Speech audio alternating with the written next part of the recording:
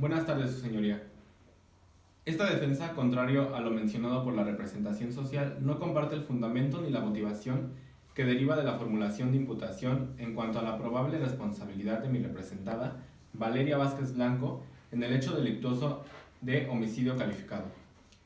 En primer término, es importante ponderar que partiendo del elemento fáctico número 1, en el cual se le pretende acreditar que mi representada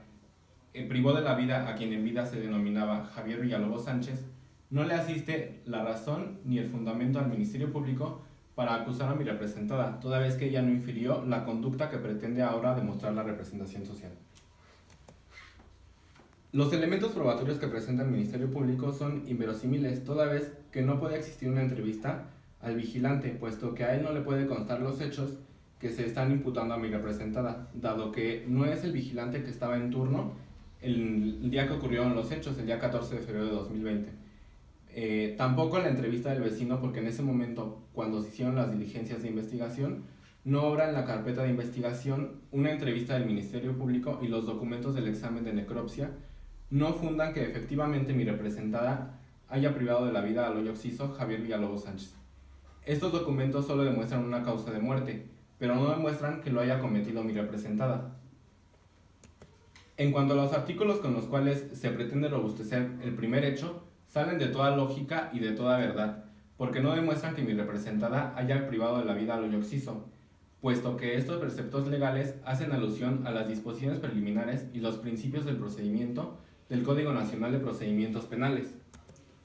Como dato de prueba para robustecer mi dicho, obran en la carpeta de investigación la entrevista realizada a mi representada y las grabaciones de la cámara de videovigilancia de la unidad habitacional Kennedy, en el cual consta que la salida de mi representada de su departamento fue hasta las 19:36 horas y no antes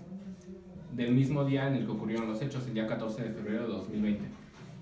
Por lo que hace el elemento fáctico número 2, a la representación social no le asiste la razón, dado que según términos registrados en la inspección ministerial, así como en el informe policial homologado, el lugar de los hechos fue en el quinto cajón del estacionamiento de la unidad habitacional Kennedy, no así en el tercer lugar del estacionamiento. El elemento probatorio que presenta el Ministerio Público como videos de las cámaras del celular del vecino Roberto Campos Hernández es improbable, toda vez que de acuerdo con la libreta de registro de entradas y salidas a cargo del vigilante de la unidad habitacional, Abraham Hernández Gutiérrez, indica que la hora de llegada del señor Roberto fue hasta 4 horas después de que habían ocurrido los hechos del mismo día 14 de febrero de 2020, libreta que se ofrece como dato de prueba en este momento para que obre en la carpeta de investigación. Su señoría, es ilógico y fuera de toda razón que el elemento jurídico con el que pretende la representación social acreditar el elemento fáctico número 2 esté fundado en una convención que no existe en ninguno de los tratados internacionales de los que forma parte México en materia penal. La representación social sostiene en su tercer elemento fáctico que mi representada infirió en varias ocasiones diversas lesiones mortales en el cuerpo del hoyo occiso y que estas fueron en las piernas afectando la región frontal de las caderas. Entonces, si el Ministerio Público está diciendo que obra en la carpeta de investigación un examen de necropsia, mismo que ciertamente estamos observando en la carpeta de investigación que me han hecho llegar, estas lesiones no fueron en las piernas y mucho menos afectaron la región frontal de las caderas. Por lo que hace el elemento de prueba con el que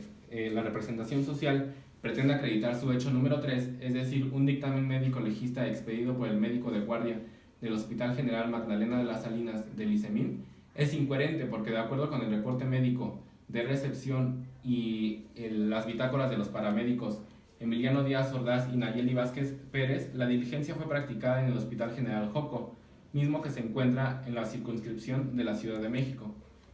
Y en cuanto al libro de las 10 preguntas básicas de derecho penal, me refiero diciendo que en el tiempo que llevo laborando en el nuevo sistema penal acusatorio, no he conocido un libro con tal denominación. Asimismo, la representación social no refiere más identificación del libro antes mencionado, por lo cual no es posible tomar en consideración tampoco este elemento. El elemento fáctico número 4 nos habla de una declaración hecha por mi representada, en la cual dice que ella fue la que infirió todas las heridas mortales al hoyo occiso. Y bueno, esto también queda fuera de toda razón y de toda verdad, puesto que según la declaración de mi representada, misma que obra en la carpeta de investigación, en ningún momento se desprende de esta la afirmación que realiza el Ministerio Público. Asimismo, la complexión, la altura y el peso de mi representada no pudo haber superado la fuerza del occiso, ya que este tenía preparación en artes marciales y superaba mucho la fuerza, la complexión, la altura y la preparación de mi representada. Del mismo modo, es inverosímil que la representación social pretenda acreditar su dicho con un dictamen en criminalística sobre la mecánica de hechos, ya que a pesar de que este sí informa cómo ocurrieron los hechos, no menciona que Valeria Vázquez Blanco, mi representada aquí presente, haya sido la autora material del hecho delictuoso. Entonces, por tanto, podemos decir que por lo que hace también a la jurisprudencia con la cual se pretende robustecer este elemento fáctico por parte de la representación social, la jurisprudencia de la tercera época de los homicidios de los Poquianchis, no es posible que se considere en este momento, toda vez que actualmente estamos trabajando con la novena y la 10ª época de jurisprudencias, por lo cual se desestima de facto y de jure este elemento jurídico. Ahora bien, la representación social dice que después de acudir al lugar de los hechos, se pudo percatar de que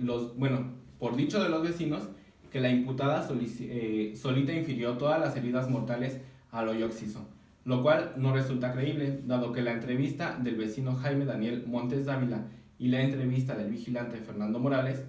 no pueden ser posibles porque los hechos no les constan a ellos y como bien sabemos, para dar el testimonio te debe de constar el hecho porque tú estuviste presente o tú escuchaste o por uno de estos dos motivos, ¿no? Y bueno, en primer lugar, el vecino es una persona invidente, por lo cual no pudo dar un testimonio de que vio cómo ocurrieron los hechos, y el vigilante no es quien estaba en turno el día que ocurrieron los hechos. Tomando en cuenta el elemento probatorio con el que se relaciona el hecho número 5, tal como ya lo he dicho con anterioridad, un examen de necropsia indica una causa de muerte, sí, mas no que mi representada haya sido quien ocasionó la muerte del hoyo occiso Javier Villalobos Sánchez. En cuanto a los elementos jurídicos que toma en consideración el Ministerio Público en este mismo hecho, he de decir que no existen en el Código Adjetivo de la materia estos preceptos legales, porque el Código Nacional de Procedimientos Penales solamente tiene un numerario hasta el número 490, no más allá como lo menciona el Ministerio Público en su teoría, ¿no? Finalmente desestimo el último hecho, ya que la hora del deceso fue a las 8:05 horas del mismo día 14 de febrero de 2020, por lo cual es incierto que el dato del Ministerio Público, el dato que está sosteniendo esta representación social. Y por lo que hace al informe policial homologado, al cual ya me he referido con anterioridad, mismo que obra en la carpeta de investigación y que tengo aquí a la vista, no es preciso, toda vez que el día de la detención fue diverso al que obra en dicho informe. Asimismo indica que mi representada iba sola, lo cual sale de toda verdad porque ella se encontraba acompañada de sus menores hijos y no se tomó en cuenta lo establecido en el artículo 8 de la Ley Nacional del Uso de la Fuerza, en el que nos menciona que los protocolos y procedimientos a seguir cuando se realiza una detención deberán atender a la perspectiva de género, la protección de niñas, niños y adolescentes. Quedando fuera del lugar también el elemento jurídico que se relaciona con este hecho, pues no es posible considerar una guía del informe policial homologado Editorial Jalisco, debido a que los primeros respondientes deben atender en principio al acuerdo por el que se emiten los lineamientos para el llenado, entrega, recepción, resguardo y consulta del informe policial homologado del Centro Nacional de Información del Sistema Nacional de Seguridad Pública. Es cuanto, su señoría.